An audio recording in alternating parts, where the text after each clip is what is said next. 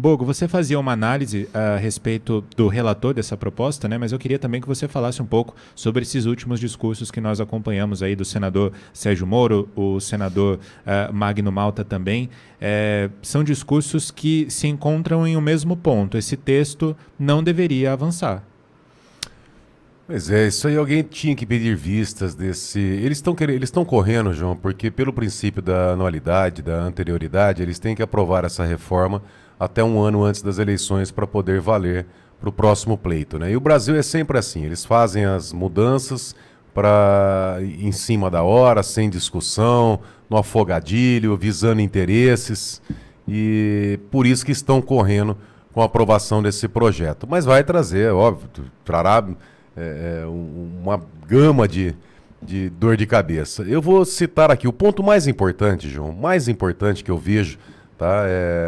O voto auditável e o fato deles estarem criminalizando a liberdade de expressão. Tá? Acho que são os pontos mais importantes, são vários pontos importantes, mas o que eu dou mais foco nesse momento é a questão do voto auditável. Tá? E além do crime de desinformação que estão umbilicalmente ligados ali. Eu vou dizer o porquê.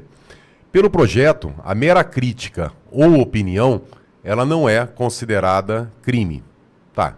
Mas quem irá analisar o que é crítica e o que é opinião? Por exemplo, o Flávio Dino, no passado, ele fez sérios ataques ao sistema eleitoral.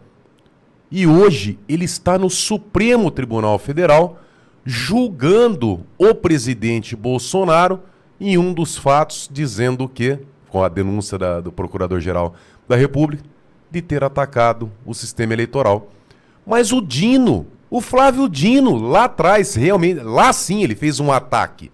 O que o presidente Bolsonaro fez na sua prerrogativa enquanto chefe de Estado, chefe de governo, foi uma reunião com os embaixadores e ali sim tocou no assunto da questão das eleições, do sistema eleitoral. Agora, o Flávio Dino fez um ataque.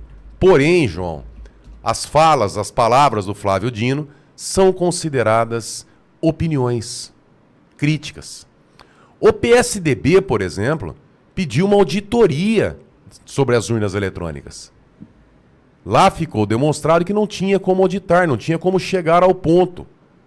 Mas ali foi considerado opinião, crítica. O Fachin, ministro Edson Fachin, há uma semana antes de assumir a presidência do Tribunal Superior Eleitoral, ele deu uma entrevista para o Estadão dizendo que procurem nas redes sociais, nos sites de busca, tem isso aí nas redes. O Fachin disse, o ministro, TSE, uma semana antes de assumir o TSE, ele disse, a justiça eleitoral pode estar sob ataque de hackers russos. João, se não tem a mínima dúvida sobre a lisura, sobre a inviolabilidade do sistema eleitoral, qual que era o medo do ministro Fachin? Por que ele ficou com tanto receio e foi para a imprensa, para o Estadão falar a justiça eleitoral pode estar sob ataques de hackers russos? Ora, se não tem problema nenhum, mas isso aí, João, foi considerado opinião. Aí quando o Bolsonaro faz uma reunião com embaixadores e toca no assunto, aí não é considerada opinião nem crítica, aí é considerada desinformação.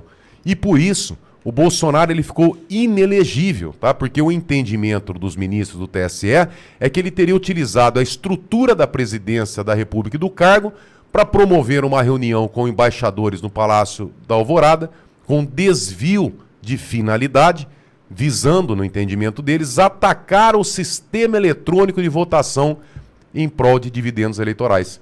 Então, aquela reunião do presidente Bolsonaro foi considerada um ataque, né? Uma desinformação. Mas a fala do Flávio Dino, não, aí é crítica, aí é opinião. O PSDB, aí é opinião. O Fachin, aí é opinião. Onde é que está o problema? É quem irá decidir se quando é crítica, quando é opinião e quando é desinformação. E nessa ditadura que nós estamos vivendo, quando alguém da direita fizer algum comentário, será considerado desinformação. Ah, Borgo, mas será? Não é muita desconfiança no sistema?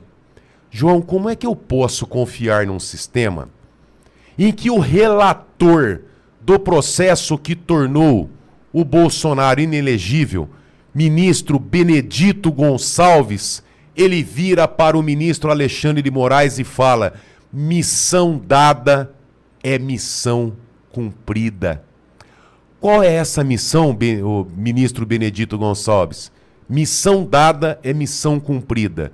Será que eu posso fazer uma crítica ou ter uma opinião que essa missão tem relação com a cassação e tornar o ex-presidente Bolsonaro inelegível? Como é que a gente pode acreditar na lisura de um sistema desse, deixar uma brecha tão grande para que um juiz de primeira instância ou em última instância no TSE ou até no Supremo analise quem está cometendo desinformação, o termo da USAID, ou está fazendo crítica ou opinião, deixando nas mãos dessas pessoas um direito tão importante, fundamental, que é o direito do povo escolher os seus representantes. Agora, Bogo, eu queria que você explicasse para a nossa audiência, você que faz parte do Poder Legislativo aqui na cidade de Bauru, como é que funciona essa questão desse projeto estar agora na CCJ do Senado? Ele aprovado, vai direto para o plenário, onde os senadores vão de fato discutir se isso avança ou não? Como é que funciona o trâmite dentro da CCJ? A Comissão de Constituição e Justiça, algumas comissões têm a nomenclatura de Comissão de Legislação e Justiça, Legislação e Controle, enfim, é a comissão que faz a análise da legalidade e da constitucionalidade dos projetos de lei. Todos os projetos têm que passar por essas comissões, tá? É a comissão mais importante que nós temos no Legislativo brasileiro. Nós temos, quando do início do projeto, tá no sistema bicameral, que é o sistema do Congresso brasileiro, você passa pela Câmara dos Deputados, depois vai para o Senado, se tiver alteração no projeto, volta para a Câmara dos Deputados ou inversamente, dependendo da casa que iniciou esse projeto. Aqui em Bauru, na Câmara dos Vereadores, comissões obrigatórias, a Comissão de Justiça e Comissão de Economia, e aí, se tiver ali pertinência temática, pode ir para outras comissões, tá? Nesse caso, liberando pela Comissão de Justiça, provavelmente tenha outras comissões no Congresso, mas no Senado, né? Mas a mais importante é a Comissão de Justiça. Tendo parecer, se não tiver o projeto, praticamente ele trava ali. Mas o que eu vejo como importante, João, é a possibilidade de pedir vistas nesse processo, ou tentar segurar esse processo, porque o Sérgio Moro, na fala dele, ele foi muito feliz. Não é o momento para aprovarmos um código eleitoral desse, principalmente você criminalizando a liberdade de expressão. Como eu disse agora. Ah, não, mera crítica ou opinião não será criminalizada. Tá, mas o que é crítica, o que é opinião? Por exemplo, o que eu estou dizendo aqui agora pode ser interpretado como crítica ou opinião, pode ser interpretado como desinformação? Eu tenho o direito de suspeitar do processo eleitoral? Eu não tenho esse direito. Se eu suspeitar, se eu falar assim, olha, por exemplo, se eu trouxer o relatório das Forças Armadas, está no site do Ministério da Defesa, é público isso aí, aonde o relatório diz que não foi possível atestar a confiabilidade, a lisura, a certeza do processo eleitoral. Não sou eu que estou dizendo, é o relatório das Forças Armadas. Eu não quero um relatório das Forças Armadas, do Ministério da Defesa, falando assim, olha, não tem como dar certeza se o processo é inviolável ou não. Eu quero a certeza. Eu quero a certeza do meu voto. E se eu não tenho a certeza, eu tenho que ter o direito de contestar. Agora, o que está acontecendo? Não me dão a certeza, e se eu questionar, eu vou preso? E ainda quem vai me julgar pode ser um julgador que diz para o outro que está sendo acusado pelo presidente, indiretamente, né? Mas pelo presidente dos Estados Unidos, de um sistema que persegue o ex-presidente da República. Eu corro o risco de ser julgado por um juiz que vai interpretar a minha fala, se era crítica, se era opinião, ou se era desinformação. E numa realidade dessa eu corro o risco de ser julgado por um ministro que vira para o outro e fala: missão dada é missão cumprida. Que palhaçada é essa? Parece que não tem limites a maldade no Brasil. E aí um relator da CCJ, com um passado desse que estava na lista de delações da JBS. Meu Deus do céu. Meu Deus, me desculpa, num prostíbulo tem mais moralidade. Sabe, parece, é surreal.